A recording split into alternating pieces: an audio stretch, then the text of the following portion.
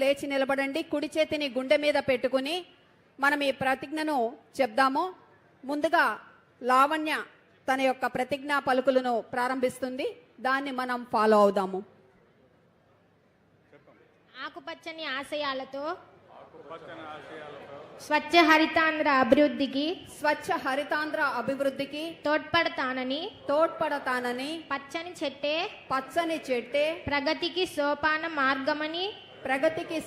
మార్గమని గుర్తెరిగి ప్రకృతిలోని సమతుల స్థితి అవసరాన్ని గుర్తిస్తూ ప్లాస్టిక్ కాలుష్యానికి ముగింపు పలుకుతానని ప్రతి నీటి బొట్టును సద్వినియోగపరుస్తానని చెట్ల ఆవశ్యకత పట్ల అవగాహన పెంచుతూ ఒక్కసారి ఉపయోగించి పడవేసే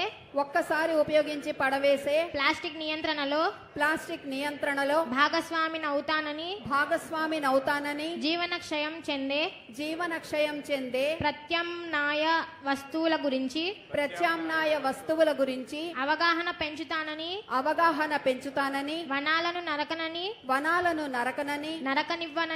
నరకనివ్వనని విరివిగా మొక్కలు నాటుతానని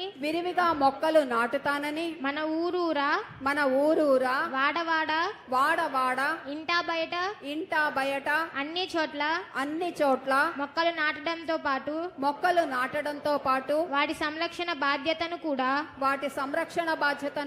స్వీకరించి స్వచ్ఛ హరితాంధ్రగా తీర్చిదిద్దేందుకు కృషి చేస్తానని ప్రతిజ్ఞ చేస్తున్నాను.